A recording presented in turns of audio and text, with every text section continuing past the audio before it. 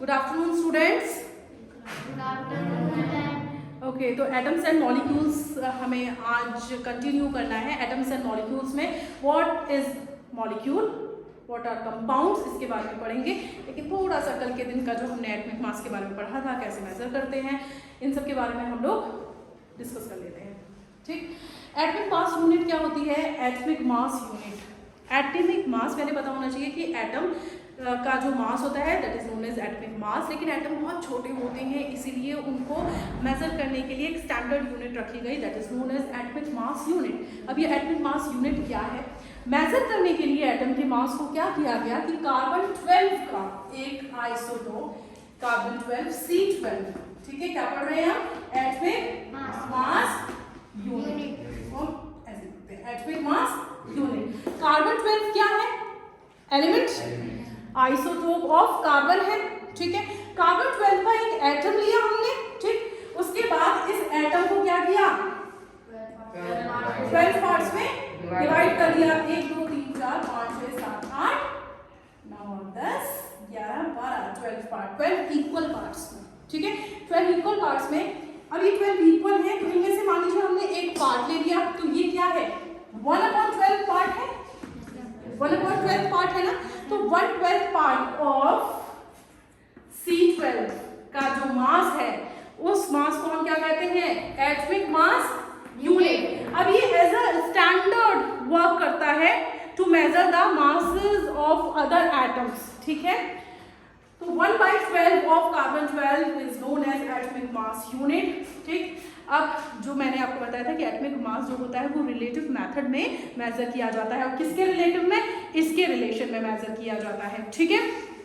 जैसे मान लीजिए हम मेजर करते हैं नाइट्रोजन का एटॉमिक मास, ठीक है। एटॉमिक नंबर बताओ नाइट्रोजन का? Atomic number is 7। हाँ, atomic number is 7, atomic mass is 14। Oxygen का भी देख लेते हैं, क्या है? 8 is atomic number and mass is 16 है, ठीक है। तो जैसे ये को इस चीज को ऐसे समझो, ये वेइंग बैलेंस दे रहे हैं, ठीक है, ओके। तो नाइट्रोजन का एटम का मास मेजर करने के लिए क्या किया गया? जो हमारा स्टैंडर्ड यूनिट है, हम स्टैंडर्ड रखते हैं ना, वेजिटेबल्स के लिए भी स्टैंडर्ड रखे जाते हैं वेट्स, ऐसे ही जैसे ये 1/12 पार्ट है, हमें पूरे एटम से मतलब नहीं है, हमें क्या करना है? 1/12 पार्ट लेना है, 1/12 रखा, ठीक है, to measure the mass of the atom of nitrogen, ठीक है। बैलेंस नहीं हुआ, ओके। देन 2 3 4 5 6 7 8 9 10 11 12 13 14, यानी 14 टाइम्स हमने क्या रखा? वो जो 1/12 पार्ट था एटम का, कार्बन 12 का, या इन होल हम कह सकते हैं कि एक कार्बन 12 के पूरे एटम को रख दिया गया, ठीक है, और 2 एक्स्ट्रा उसके 12 पार्ट को रख दिया गया, ठीक है। उसके बाद जो यहाँ पे एटम रखा हुआ था किसका? नाइट्रोजन का, वो बैलेंस हुआ, ठीक है। अब तो इससे क्या पता चला? इससे हमें पता चला कि नाइट्रोजन का जो मास होता है वो क्या है? 14 है ना ये, तो ये 14 atomic mass unit. Atomic mass unit क्या है? वही 1/12 पार्ट, एक पार्ट 1 होता है, ठीक है, और 14 वाला जब उसको रख दिया तब वो नाइट्रोजन के एटम के बराबर बैलेंस हो गया, तो वो 14 एटॉमिक मास यूनिट कहा जाता है नाइट्रोजन के मास को। ऐसे अगर हम ऑक्सीजन की बात करें, तो ऑक्सीजन को जो मेजर कर रहे थे तो देखा कि अब इसको थोड़ा सा और इंक्रीज करना पड़ेगा, 2 और बढ़ा दिए। जब 2 और बढ़ा दिए तो यहाँ ये मान लीजिए ऑक्सीजन का एटम रखा हुआ है, तो ये ऑक्सीजन के एटम के साथ बैलेंस हो गया, ठीक है। तो ऑक्सीजन का क्या है फिर? 16 एटॉमिक मास यूनिट। अब now in modern days atomic mass unit को कैसे डिनोट करते हैं? U से डिनोट करते हैं, कल बताया था, U से डिनोट करते हैं। तो मान लीजिए नाइट्रोजन का जो मास है एटॉमिक मास, उसे हम 14 U लिखेंगे और ऑक्सीजन को 16 U लिखेंगे। क्लियर है यहाँ तक सारी चीजें? ठीक है, फिर से समझ में आ गई बात। अब हम आगे बढ़ते हैं आज के टॉपिक में। हम बात कर रहे हैं व्हाट इज मॉलिक्यूल। बच्चे बताएंगे मॉलिक्यूल क्या होता है? जानते हैं मॉलिक्यूल के बारे में? ग्रुप ऑफ 2 और more atoms known as molecule, ठीक है। मॉलिक्यूल क्या है?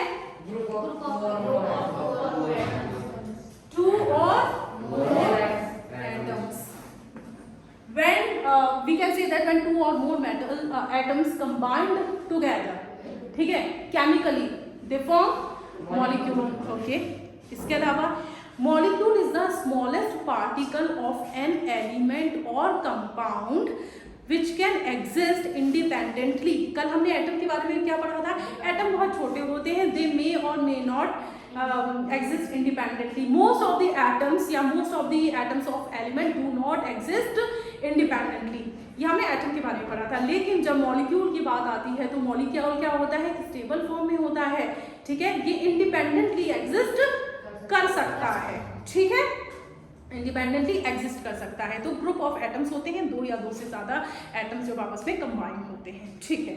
अब ये जो मॉलिक्यूल होता है ना, दो तरीके के होते हैं, मॉलिक्यूल ऑफ एलिमेंट्स और दूसरा है molecule of compound. Okay, molecule of element क्या होता है बच्चे, मैंने अभी आपको बताया था ना कि जो हमारे एटम्स होते हैं दे मे और मे नॉट एग्जिस्ट इंडिपेंडेंटली, ठीक है। तो कुछ एग्जांपल हैं, जैसे हमारा आर्गन हो गया, हीलियम हो गया, ये जो एलिमेंट होते हैं ना, ये सिंगल एटम से बने होते हैं। किससे बने होते हैं, सिंगल एटम से बने होते हैं। लेकिन मोस्ट ऑफ दी केसेस में ऐसा नहीं होता है। मोस्ट ऑफ दी केसेस में क्या होगा, एटम्स कंबाइन होंगे, ठीक है, और उस एलिमेंट का मॉलिक्यूल बनाते हैं। इसका मतलब क्या हुआ कि when atoms of same kind या when same kind of atoms combine together chemically they form molecule of element.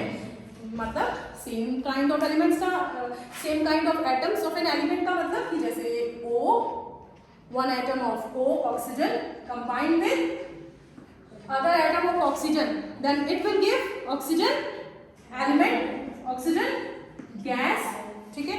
तो O2 is a molecule of element, ठीक है। इसके अलावा हाइड्रोजन का एटम, हाइड्रोजन के एटम के साथ H2 दिया। ऐसे ही नाइट्रोजन, नाइट्रोजन क्या दे रहा है, N2। ओके, इसके अलावा हमारा P फॉस्फोरस, फॉस्फोरस के क्या होंगे, चार एटम्स आपस में कंबाइन होंगे तो फॉस्फोरस का मॉलिक्यूल बना देंगे, ठीक है। ऐसे ही सल्फर का एग्जांपल हम ले लेते हैं। सल्फर के 8 एटम्स, 8 एटम आपस में कंबाइन हो जाते हैं chemically and they form molecule of sulphur, ठीक है, मॉलिक्यूल ऑफ सल्फर। यानी मॉलिक्यूल ऑफ एलिमेंट, जल्दी से एक बार फिर से बता देती हूँ, मॉलिक्यूल ऑफ एलिमेंट क्या होते हैं, जब सेम काइंड के एटम्स आपस में केमिकली कंबाइन होंगे। देखो सेम है ना, ये भी सेम है ना, सेम है। ऐसे P 4 बार उनको कंबाइन करा दो, 4 एटम्स ऑफ फॉस्फोरस को कंबाइन करा दो, तो सारे एटम्स कैसे, सिंगल एलिमेंट के हैं, तो वो मॉलिक्यूल बना देंगे। मॉलिक्यूल क्या है, ग्रुप ऑफ 2 और मोर एटम्स। और क्या है, दे कैन एग्जिस्ट इंडिपेंडेंटली, ठीक है। और क्या है, दे show all the properties of that substance. Molecule जो होते हैं ना, ये क्या करते हैं, यहाँ पे और देख सकते हैं, दे show all the properties of that substance, ठीक, क्लियर, ओके। अब यहां से बच्चे आता है एक नया टर्म एटोमिसिटी का, कि ये एटोमिसिटी क्या होती है। मॉलिक्यूल ऑफ कंपाउंड में बढ़ने से पहले हम लोग एटोमिसिटी डिस्कस कर लेते हैं, ठीक है। एटोमिसिटी बहुत इंपॉर्टेंट है और टर्म 1 के लिए तो बहुत ज्यादा इंपॉर्टेंट है। क्यों, टर्म 1 में कैसे मार्क्स क्वेश्चन आ रहे हैं, 1 मार्क क्वेश्चन आने वाले हैं, ऑब्जेक्टिव आने वाले हैं, रीजन असर्शन आने वाला है, तो ये क्वेश्चन आ सकता है एटोमिसिटी पर। Atomicity is the number of atoms constituting a molecule, number of atoms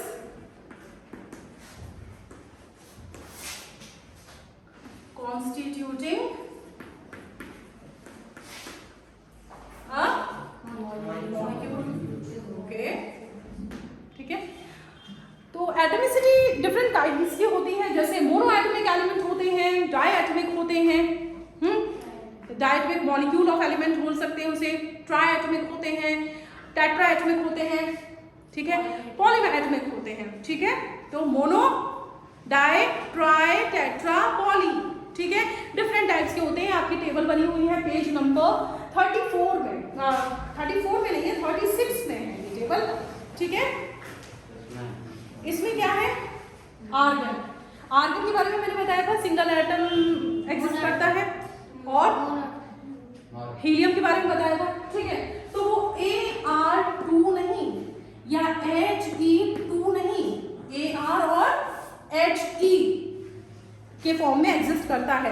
that is why it's atomicity is mono. कह सकते हैं कि मोनो एटमिक है। कौन, आर्गन एंड हीलियम। अब इनके बारे में देख लेते हैं। ऑक्सीजन हो गया, हाइड्रोजन का मॉलिक्यूल हो गया, नाइट्रोजन का मॉलिक्यूल हो गया, दे आर डायएटमिक इन नेचर, ठीक है। तो atomicity of hydrogen, oxygen, nitrogen, इनकी एटोमिसिटी क्या है, 2 है या डायएटमिक इनको कहा जाता है। इसके अलावा देखो ये टेट्राएटमिक है, और ये क्या है, पॉलीएटमिक है। क्लियर है यहाँ तक? यहाँ तक क्लियर है आपको सारी बातें। अब हम लोग मॉलिक्यूल ऑफ कंपाउंड्स देख लें। मॉलिक्यूल ऑफ एलिमेंट समझ में आ गया, अब मॉलिक्यूल ऑफ कंपाउंड के बारे में बात कर लेते हैं।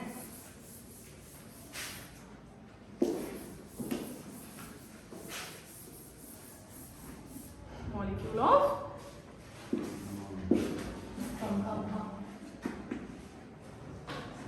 अच्छा, कंपाउंड क्या होता है बताओ। आपको वैसे हम बता चुके हैं ना कि कंपाउंड क्या होता है।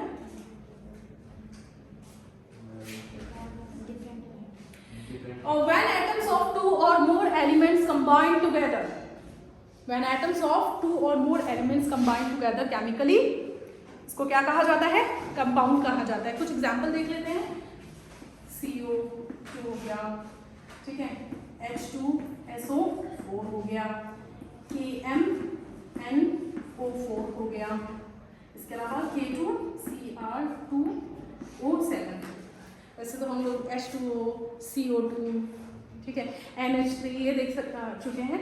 तो ये कुछ अलग आपके पास आज मैंने कंपाउंड के नाम लिखे हैं, ठीक है। तो मॉलिक्यूल ऑफ कंपाउंड क्या होता है, when atoms of different elements combine together they form molecule of compound। Molecule of element क्या होता है, सिंगल एलिमेंट होगा, सिंगल एलिमेंट के ही एटम्स आपस में कंबाइन होंगे।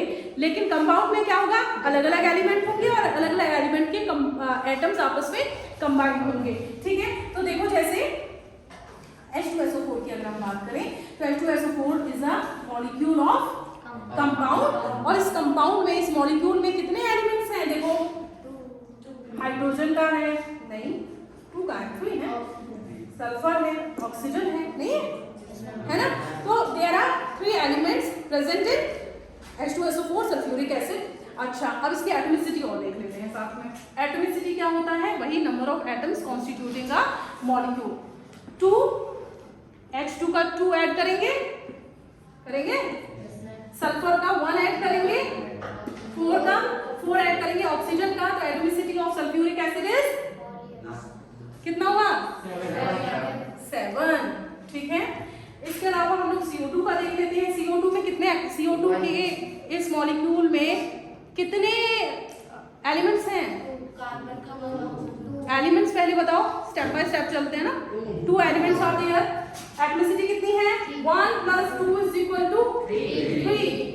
नाउ K2Cr2O7 बहुत इंपॉर्टेंट है, इसकी एटॉमिसिटी मैं तो बहुत पूछना पसंद करती हूँ, ठीक है। तो आपको और भी पूछा जा सकता है ये क्वेश्चन एग्जाम में भी। तो K2Cr2O7 में पहले आप मुझे ये बताइए कि कितने एलिमेंट्स प्रेजेंट हैं। 4 नहीं, किसको 4 लिया, R को। अगर R एक अलग एलिमेंट होता तो वो ऐसे लिखा गया होता, ऐसे नहीं लिखा गया।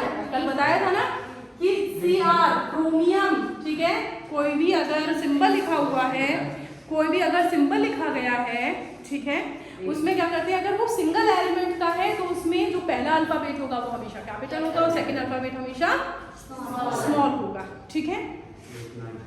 तो इसीलिए जो R यहाँ पे लिखा हुआ है ये एक ही एलिमेंट है, सिंगल क्रोमियम। और ये क्या है, ऑक्सीजन। कितने एलिमेंट्स हैं आप बताओ, 3 एलिमेंट्स। अब इनकी एटॉमिसिटी फाइंड आउट कर लेते हैं। 7 2 + 2 + 7 is 11। तो एटॉमिसिटी ऑफ K2Cr2O7 is 11, ठीक है। KMNO4 में देख लेते हैं कितने एलिमेंट हैं, आयरन, ठीक है, मैंगनीज और 3 एलिमेंट्स आर देयर। ऐड कर लेते हैं एटॉमिसिटी फाइंड आउट करने के लिए। 1 + 1 + 4 = 6। तो एटॉमिसिटी क्लियर।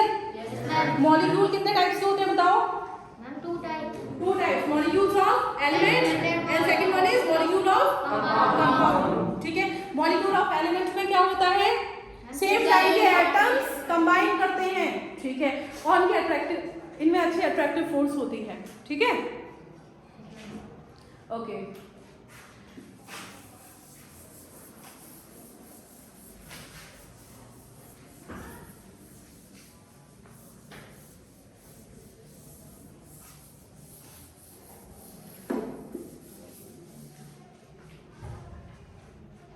अब मैं आप लोगों से क्वेश्चन पूछ लेती हूँ, बताओ, पूछो।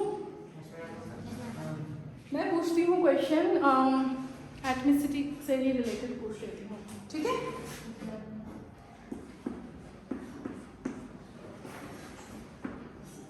ये क्योंकि ये कैपिटल में है इसका मतलब ये एक अलग है एलिमेंट, ठीक है। इसकी एटॉमिसिटी कौन बताएगा? कौन सा बच्चा बताने वाला है? तुम बताओ बेटे। हाँ तुम बताओ। एलिमेंट्स तो 3 हैं, ठीक है, समझ आ गया। कितना एटॉमिसिटी है इसकी? 5 है, वेरी गुड, ठीक है। एक सिंपल सा अब तुम बताओ बच्चे, एलिमेंट्स कितने हैं इसमें और एटॉमिसिटी कितनी है? वेरी गुड, बहुत अच्छे, बहुत बढ़िया है, आप लोगों को समझ में आ गया है, बहुत अच्छी बात है। चलो आगे बढ़ते हैं। अब हम पढ़ते हैं किसके बारे में? आयंस के बारे में, ठीक है। आयंस क्या होते हैं?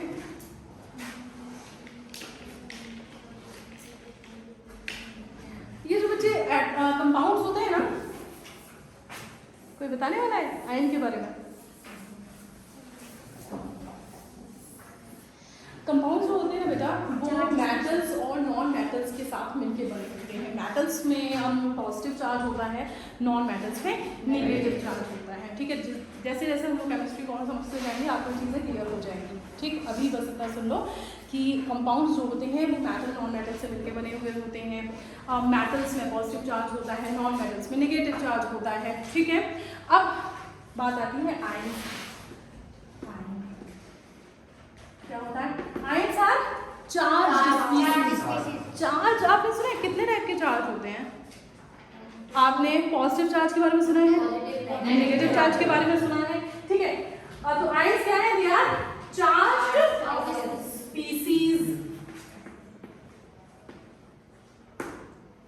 ठीक है। क्या होते हैं? चार्ज स्पीसीज होते हैं, ठीक है। तो चार्ज स्पीसीज जो होते हैं ना, इनको आयंस कहा जाता है, और ये पॉजिटिवली और नेगेटिवली दो तरीके से चार्ज होते हैं। क्या मतलब? Ions are of 2 types, positive and negative, okay, positive and negative.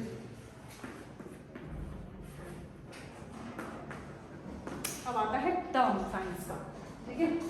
Positive को कहते हैं हम लोग कैटायन,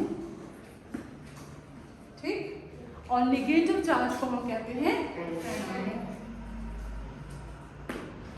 पॉजिटिव चार्ज को कहते हैं कैटायन और नेगेटिव चार्ज को कहते हैं अनायन, ठीक है। अब जैसे मान लीजिए हमारे पास में एक कंपाउंड है NaCl, ठीक है। तो इसमें जो Na है ना वो मेटल है। मेटल के बारे में क्या बताया था? मेटल आर कैसे चार्ज होता है? Positive charge, very nice. और Cl क्लोरीन होता है, that is non metal, and non metal कैसे होते हैं? नेगेटिव होते हैं, ठीक है। तो इसमें बताइए कैटायन कौन सा है और एनायन कौन सा? पॉजिटिव वाला कैटायन है। पॉजिटिव वाला कौन है? नाम बताओ ना। Na, दैट इज सोडियम, ठीक है। और यहाँ पर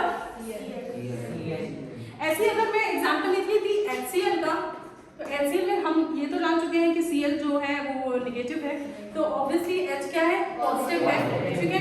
तो यहाँ पर H+ होता आयन।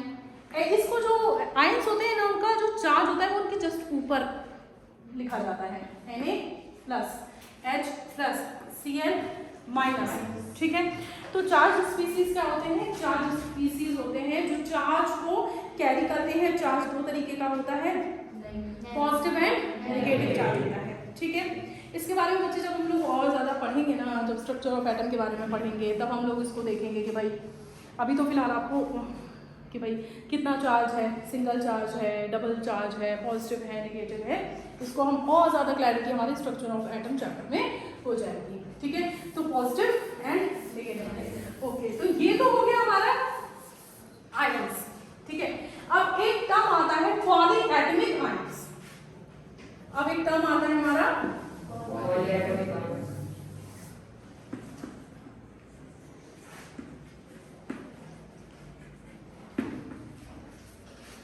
पहले पॉलीएटमिक आयंस बताओ बच्चा। Group of atom carrying charges known as polyatomic ions. सबसे पहले तो टेबल 3.6 को करेंगे, क्या टिक करेंगे। और टिक करने का मीनिंग क्या होता है? कॉपी में लिखना होता है, ठीक है।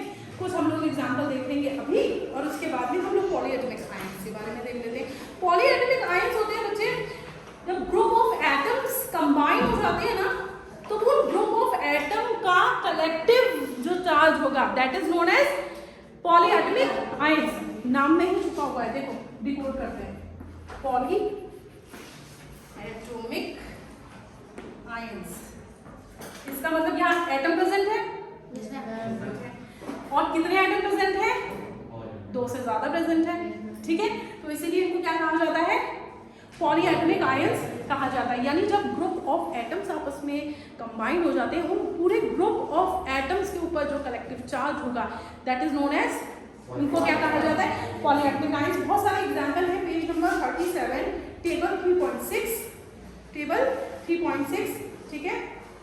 जैसे अमोनियम है, एग्जांपल देख लेते हैं। ये आपको टेबल बनानी है, हाँ। हम लोग जो आयंस हैं उनको तो देखते हैं, metallic ions, non metallic ions को भी देखेंगे। पॉलीएटमिक आयंस को यहाँ पे कंप्लीट कर लेते हैं। पॉलीएटमिक आयंस जैसे NH4+, ठीक है। तो ये जो प्लस साइन है ना, वो इस पूरे NH4 टर्म का चार्ज है, तो ये पॉलीएटमिक आयन हो गया, ठीक है।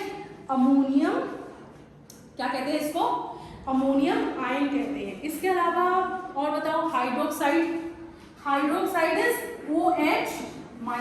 तो ये नेगेटिव चार्ज H का है कि O का है? दोनों का है ना, OH हो गया। इसके अलावा कार्बोनेट, कार्बोनेट, ठीक, क्या है? जो आप बोल रहे हैं that is hydrogen carbonate, HCO3- that is hydrogen carbonate. अब बात आती है कार्बोनेट की, जो मैं बोल रही थी, कार्बोनेट CO3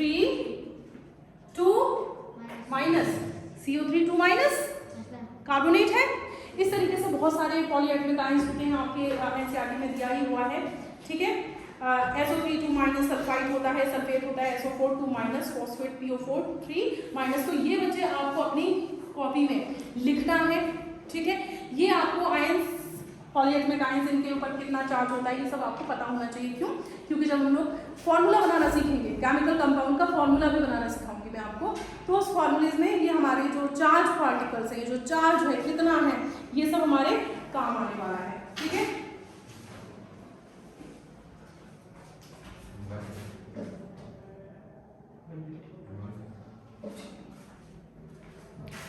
चलो बच्चे, हम लोग थोड़ा सा टाइम है 1-2 मिनट का, तो थोड़ा और इस पूरे टेबल को हम लोग समझ लेते हैं। पॉलीएटमिक आयंस तो आपको समझ में आ गई। जब ग्रुप ऑफ एटम्स के ऊपर एक कलेक्टिव चार्ज लगा होता है तो उसे पॉलीएटमिक आयंस कहते हैं, जो बहुत तरीके से होते हैं। एग्जाम्पल है ammonium, hydroxide, nitrate, hydrogen, carbonate etcetera, ठीक है। इसी तरीके से हमारे नेम ऑफ आयन है सोडियम, पोटेशियम, सिल्वर, कॉपर, ठीक है। तो हम single charge, double charge metal में, single charge, double charge non metal में देख लेते हैं, ठीक है। आपके सामने जो पूरी टेबल बनी हुई है ना, उस फर्स्ट टेबल में क्या दिया हुआ है? मेटालिक चार्जेस, ठीक है, मेटालिक आयन। दूसरे में क्या है? नॉन मेटल्स के आयन। और तीसरे में क्या है? पॉलीएटमिक। पॉलीएटमिक हमने कर लिया है। अब हम लोग